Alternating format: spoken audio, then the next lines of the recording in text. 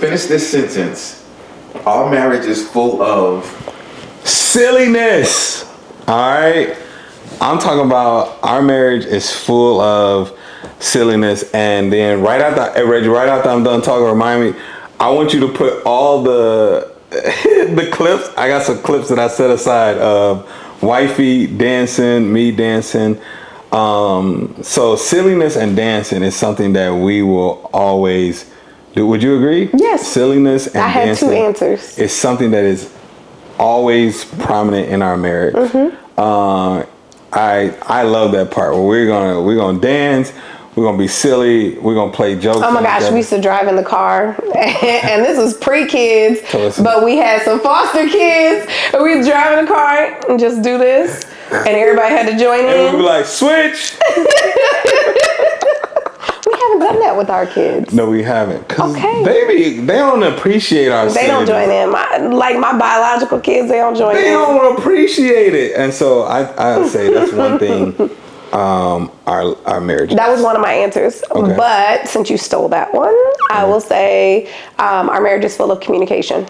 Okay, yeah. My husband is very long-winded, and he gives very long talks, not lectures. You have to be aware of the words you use. Okay. And empowerment speeches, that's what they're called. Empowerment. And I too talk, and I am very detailed. Oh my goodness. Our marriage, we don't need you to go into your empowerment speech. Let me give you an example. Our marriage is full of communication. I'm gonna give one quick example of how wifey does stories. That's not true though. And it is true. Like your story. Anything he says is false. Okay. Just so you know. Her story. She tells a story in the story.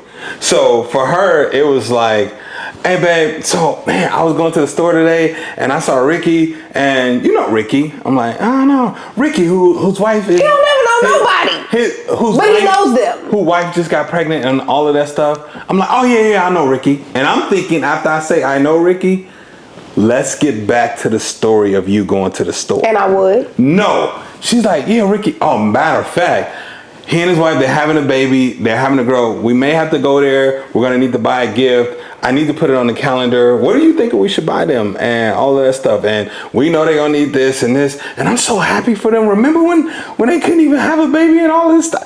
That 10, 15 minute over there, I forgot that we were talking about something else. So when she's done, I'm like, yeah, babe, well, let's get this. All right. And she's like, wait, I got to finish telling you. And I'm like, wait a minute. That's not the story? Exaggerate. That's babe. All right, let's just go to the next question, Reggie. Yes. Because exactly. I'm telling you, this is how her stories go down. All right, what are you most proud of when it comes to your marriage? 2 things, or did you want to go first? You can go first. 2 things I'm very proud of is our constant reconciliation. I don't think I doubt that we will come back together and apologize to one another and reconcile. And when we decided that we were going to take divorce off the table, we honored that. And we've been honoring that. And then the other thing that I'm most proud of is that when a feat or something big is coming at us, we really join together and we are able to solve that problem together. I love that about our relationship. Yeah. And babe, short-winded. No, because you're about to be inappropriate. I would say sex is amazing too. I would say communication. So if you are noticing a theme, I am huge on communication. Yeah.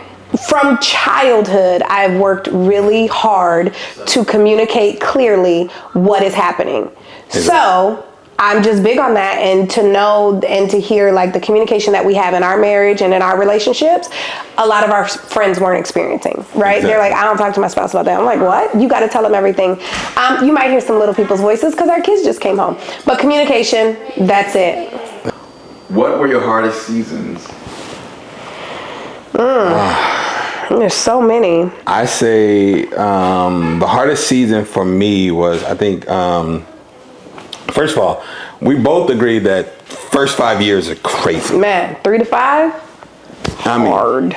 Crazy. When we didn't have reconciliation necessarily established, when we didn't have how submission looks established, when we didn't fully integrate God into our marriage, and when our egos were still flaring up and all those times, and you couldn't tell us nothing, and all of this, those times are just crazy. When we're just entertaining the flesh and we just want to be angry, that was by far the first 5 years was the hardest time. Now, after that, I would say the hardest time for me was 2018, when you had gone through, you were working at the school district, and you had gone through a level of depression that I had not seen you through. And I'm thinking, like, I can love you out of this. And it just, nothing worked. Nothing, the crying, the anger, the irritation, it was just like the sadness. It was just like, man, we were even on a cruise, and it was just, that was a tough time for me. And that's when I first started writing all those warfare prayers. And I was like, you know what? I'm not going to fight this with my flesh anymore. This is warfare. So I'm just going to pray. These are the prayers that I'm going to start praying every single day. And that's what I did. But that time was the hardest time for sure. Yeah, that was good. So I definitely agree with your times. But then I think the time when we lost our house with our newborn baby was rough. And having to now be homeless. And mind you, I have been homeless. I experienced homelessness as a child. So this was triggering to the 1,000,000th degree. I remember coming home, and you had this question, because you were like, babe, what are we going to do? The water is off. And this is the time when we have our daughter, and you're like, the water is off. And I was like, oh my God, like I have no idea what to do. And even though you're about to say it was rough for you, I think that was a challenging time, but it was a time where I could see you differently, because the trauma kicked in. You were all the survival skills. This is what we got to do. We got to go to food pantries. We got to get on food stamps, and we got to do this and this and this. And y'all, she went to the food pantry, and I just remember going there, and my head was down. I'm crying. I'm like, oh my God, man, how did I get us into this situation? Because again, the thing that I know about being a man is being able to provide. And so she goes in there with her head up high. I'm grocery shopping. Like, this what we doing? Like we going to Sam's Club or something. I'm like, what are we talking about? And we had to go there again. And the second time, I didn't even go in there. He's like, I'm not going. Well, fine, because we got to eat. So I'm going. My pride wouldn't allow it. So that was a crucial time. And I remember in the basement coming to you while we were in our friend's basement. I'm like, I'm sorry. And that's when you told me, like, I would be in a cardboard box as long as it's with you. And, now go do what you have to do to get us out. And I just remember, like, okay, all right. And then that's when you started first bringing me E.T.'s video and all that. Because I was in a slump for sure. Yeah, absolutely. Yeah. So I would definitely say that was a rough time. There have been others. I mean, when 23? Prior to 2015, when my mental health started suffering, because from 2008 until maybe 13, I didn't deal with depression. Right. I had been delivered and I was good, and the birth of my daughter is what triggered the hormonal imbalance again. For sure. And in 2015, it got so bad that I came to you and was like, I gotta go to therapy. Yeah. And you were like, what do you mean we gotta go to therapy? You got a degree, I got a degree, we can figure this out. I was like, no, it's not the same. Like, I have to go to therapy. Sure. I'm not okay. I had tics and triggered, like it had physically started to manifest. And I was like, something is up, I'm not functioning well. 2015, and then 2023, when now your physical health is failing. For sure. And, we have to have you rush to the hospital. And I am like, I called your best friend, who has probably only ever heard me cry once. For sure. And I break down that was the one time I'm on the car bawling, saying, I don't know what I'm going to do. Yeah. Like, I can't do this, because in my head, I didn't think you were dying. I thought I was. I didn't think you were dying, but I thought you were going to be incapacitated for the remainder of our marriage. So now I have to work on what am I doing to bring in income. And he said that when he called me, Rashard, and we had just talked about this a few weeks ago, and he was like, bruh, like she was reaching out to everybody, him, Tiff, Days, everybody, and just trying to like, what do we do? And she was like, y'all praying for me and everything. And he was like, he had never heard such fear come from. No, it was absolute fear. Yeah. But even in that, just all of these things that you were doing behind the scene, I just wasn't aware of.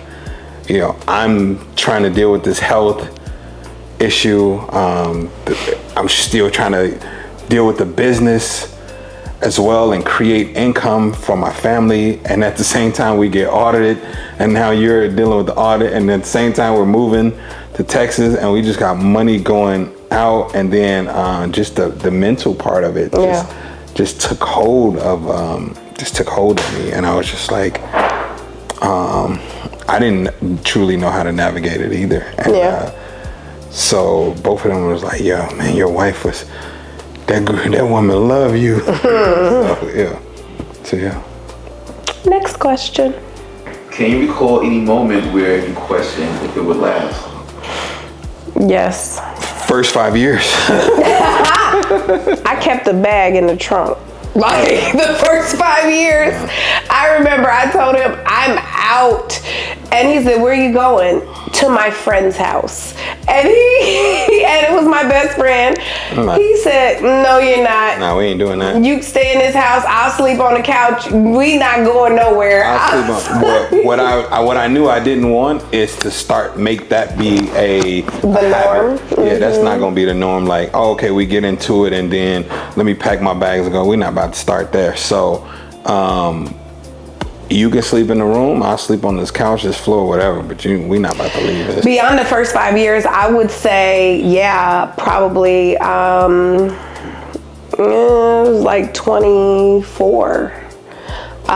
Because to give the picture, in 24, you're on the mend health-wise, so you're doing much better. Yeah, for sure. You've got this great transition, and I can finally release. For sure.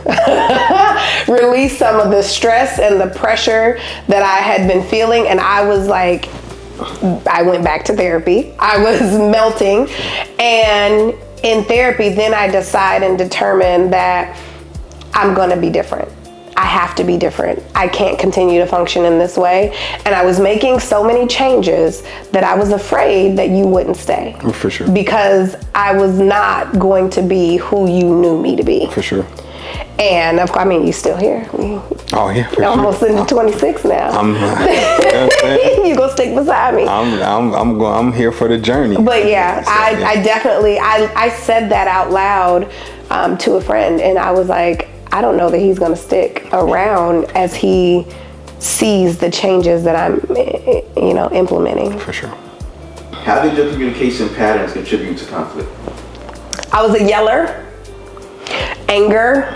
So in my house, if something happened, my mom would immediately pop off. Yeah, for sure. And cuss. There's lots of cussing. Now, I cuss like a sailor. Well, let me say this. I used to cuss like a sailor. For sure. Today, I cuss a lot less. Yeah, it's like, you might hear something ever so often. It might every slip so out. often it'll come out. Yeah. I am working.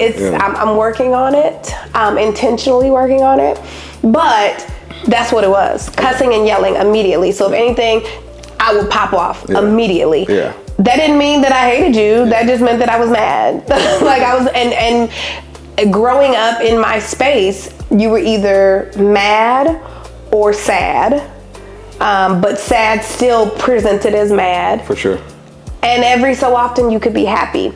But that was the range of emotion that you showed. Yeah. I think for me, whereas I'm not, even though I saw that, like my father yell, my grandmother yell, and all of those things, I just, after the first 5 years, I'm like, that's not who I want to be. So I'm I'm more patient in that, where I don't want to, I don't want to yell, I don't want to cuss.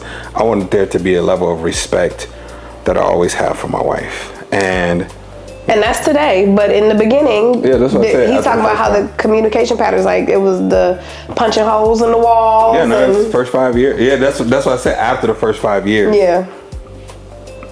I'm just saying. That's that. why Reggie, did you hear me say after the first 5 years? I heard you say after the first 5 years as well, but I'm just saying, like, I don't yell no more. I didn't put the emphasis on the time span when I stopped yelling. Okay, well, I wanted to. I was answering the question straight up as he said it. After the first 5. Because I don't yell.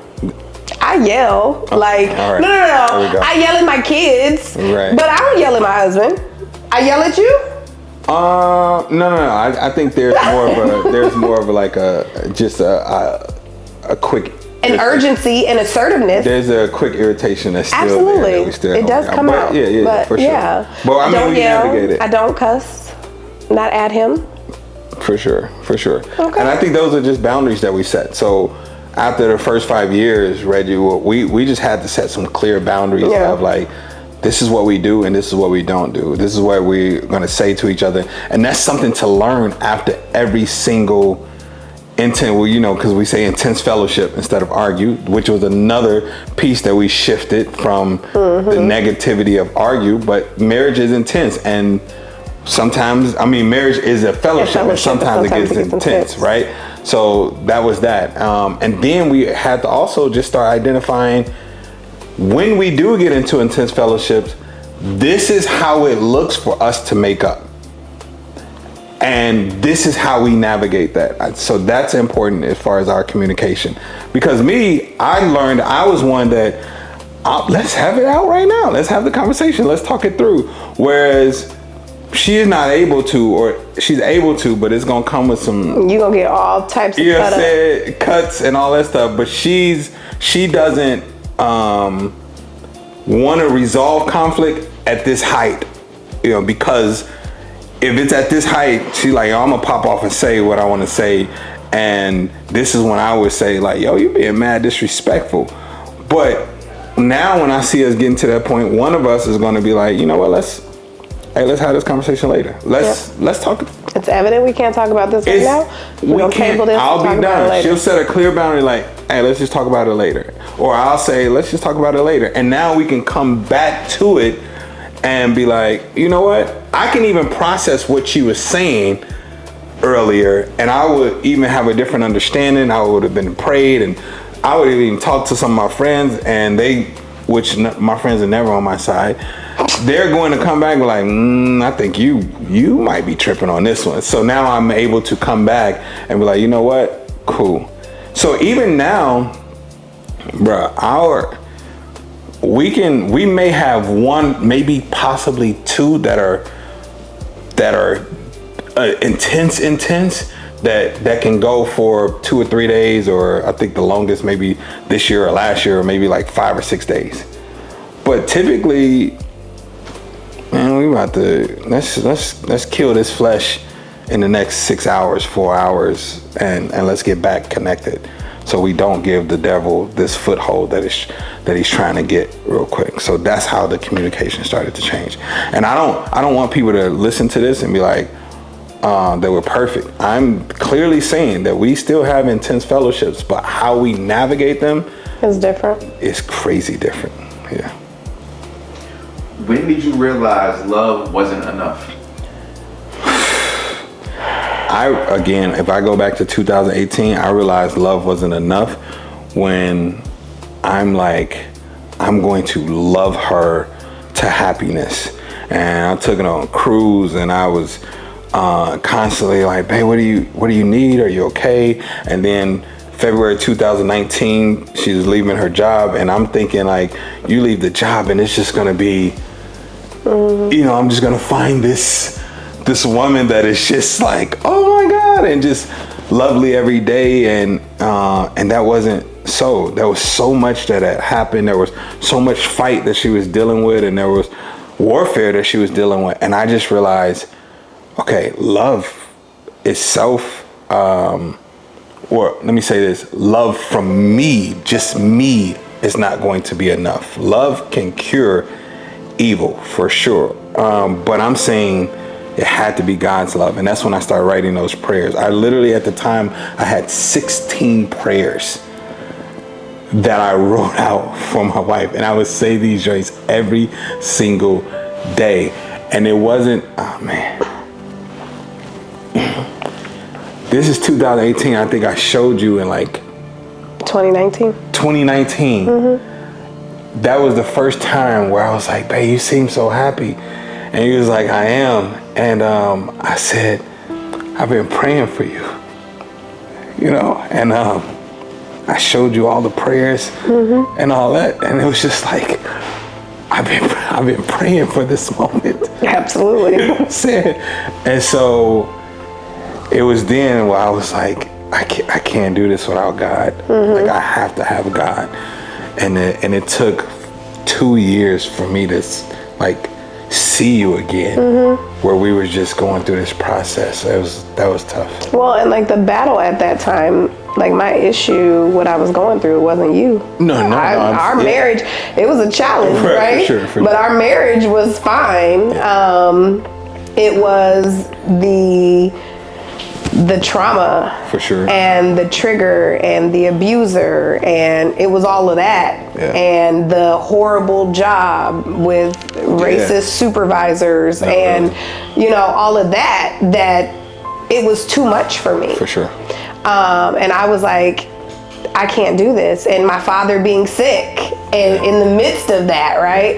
And so then as soon as I leave the job and the abuser, like, because the job was, the abuser was tied into that. Yeah. As soon as I leave that, my dad dies. Yeah, for sure. So I got about 90 days. And we have a baby. I got about 90 days to talk to my dad and be with my dad. He dies, and I find out the day after he died, I'm pregnant. Yeah. You know, so you did the exact thing that you were supposed to do, because the battle was not physical. Sure. It was definitely spiritual. Oh, for sure. Yeah. And so, yeah. Yeah, that was. I think, when did I realize that love was not enough? I think I realized love was not enough in, I want to say it was like 2008. It was pre-marriage. When I was in that time where I had cut you off and I was rebuilding with God, and the Holy Spirit had given me the revelation that while, yes, I heard accurately that you were my husband, there was a process and a journey that you had to go on to love and get in alignment with Christ. For sure. And even though I had received that affirmation that you were my husband, if you chose not to follow God, I had to choose not to be with you, and I had to be okay with that. That's good. For me, that was like, so it doesn't matter that, like, I love him, he's supposed to be my husband. Like, that for me also crushed that idea that there's the one. I believe that you are the one. Right. But I also believe that if you did not get in alignment with God and do what you were supposed to do, God was going to bring me another one. For sure. Okay? Like, not like me though. And to think, oh goodness, you almost passed on going this. into poetry. Your one and only chance for true love and happiness. Our love is that for me. That was the time where I realized, like, it's not about love. Like, love is not enough. No, it has to be more. You have to be in alignment with God. That's good. That's good. What role did God play in the turning point? The biggest role. Yeah. God has been a staple throughout our relationship. I can only speak for me and my personal life. God has been a staple throughout my life. Yeah. I've always given examples of how, as a child, my mom she wasn't in the church, but I was always in church. Right. Like, I would walk the neighborhood looking for churches. Yeah, for sure. So God has always been throughout. He's been an ongoing thread in my life. And so in our relationship, while we started not the right way with moving with each other and fornicating and that sort of deal, we always came right back to him. Right. So, we went to marriage counseling. We went to, even in that, when we did get back together, will you come meet me at church? Like, Yeah. We did 16 weeks of premarital counseling. 16 and we weeks. also started having sex with each other prior to getting married and all of that stuff. That was the key part in that God played, is finally getting us to deny our flesh. Is when we start to read the word and you're like, oh, wait a minute, this is the reason why there's so much pushback, because there's a lot of selfish intent or ambition, or I'm trying to get you to do something, but I'm not necessarily recognizing that, this is not something that you're into or want to do. And I think that's what actually helped our business grow, where I'm like, no, you're gonna be on stage with me and you gotta do these videos too. And you're like, no, you know what I'm saying? So when we get to the point of denying our flesh and we start to hear each other, and that can only be done through God, because in that denial, now we can come to each other in a state of humility, in a state of like, dead flesh, you know what I'm saying? And be able to now have a real conversation. I think that has been tremendous, and that's what God brings to the marriage. Absolutely. And then bringing us back to, like, when I was going through my thing, you going back to God in prayer, God guiding you to create those prayers and to do that. Or he's been here. He's transformed the entire process. For sure. Yeah. What did the reconciliation plan look like for you in action?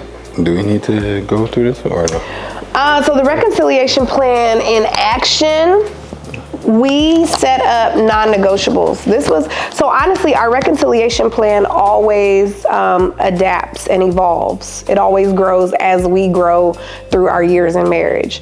The initial plan was, we established our non-negotiables. Don't yell at me. Don't curse at me. Don't use each other's secrets against one another. Don't put your hands on me. And don't ever say the D word. Is that another one? No, I think that was all of them. So that was the beginning. That was literally first year of marriage. Yeah. This is what we established. Yeah. We violated, just so you know, that first three to 5 years. All 5 of them. But that was the plan. And then, so that was what we would always go back to. And then as more years of marriage has come, as, things have evolved, we established plans for finances. We established plans for family, and their impact and communication. Date nights. Family days and Bible studies and all of those things. And then retreats that we personally go on. Yep. Trips and all of those things. All of those things are a part of reconciliation. Also, we tried, and I think you alluded to this earlier, we tried to go off of the scripture where it says, do not let the sun go down. Yeah. And so it was like, we need to deal with this right now. Yeah. We learned that did not work best for us. Yeah. And so we then adapted and evolved to what works for us. So we set a plan surrounding, when there are intense fellowships, what does that communication look like before, during, and after? Yeah. That was the key plan. The goal is still always to, let's get it done today. But more so, when in trying to get it done today, there are times where I remember when we first started implementing this, where wifey would go to sleep. How we could be disconnected and she just I'm yawning now. Okay. How she could do this, I don't know. But I would wake her up and be like, hey babe, we need to talk about it. We cannot let the sun go down. All right, we gotta talk about this. Now, of course, for me, that's still the goal, but I'm okay if that does not happen. But there still needs to be acknowledgement the same day that, something, you know what I'm saying? Something where, I know we need to talk. I'm still not in that space yet. Let's plan to talk tomorrow. Yeah. And the only reason that I'm cool with it, because I respect the fact that, you don't try to get me to talk now. And I just communicated, I'm still not prepared or ready. It's only going to go here. So as long as I know that, then it's like, okay, cool. I just know that we're gonna get to this space where we could talk, or I still need to worship, I still need to pray so I can hear you, or I still gotta go to a therapy session and work some things out for myself so that I can come back to you. There's a different level of respect for it now than before. It's still the goal, but sometimes it doesn't work out like that. So let's go back real quick. You said that you guys planned the wedding and y'all weren't even together. No, you guys. He planned the wedding. I was not a part of that. So I was finally at a point where I was like, okay, I'm all in. I know what I want. I'm good. Let's move. And I wanted to accelerate this thing before she changed her mind. And I'm about to say, let me say, I'm not planning a wedding with someone I'm not even in a relationship with. We ended the last engagement. Like, I don't believe For sure. And I remember you going to work and you were telling me that you were telling your coworkers. Oh my gosh. About we were sitting in the staff meeting and I said, they were like, so any wins, anything happening that's exciting? And I was like, well, so I think I am marrying my ex/current friend in Puerto Rico. Like, I think that's happening. And they were like, what? I was like, yeah, it's a long story. I don't know. We're not even in a relationship though. Like, he's just my friend. Yeah. So when we say, like, we can truly say, I married my friend, and at that point we were developing just even a stronger bond outside of just being in a relationship. We weren't even having sex or anything. But I remember, I'm like, man, I just want to do it. I wanted to just have a small wedding. And I was like, yo, can you make a list of who you want? I saw a list of 300. So this was when we people. First got engaged, though. Oh, was this? Yes. Okay. So that was all the way back in 2005. Okay, cool. So, and I created a list. I'm from the Midwest. We went to college in Iowa. There is absolutely no way that I can have a wedding in the state of Iowa or the state of Illinois and not invite my entire family. Yeah. So I made my list, which consisted of 300 people. Yeah. And I asked him for his people. He gave me 6.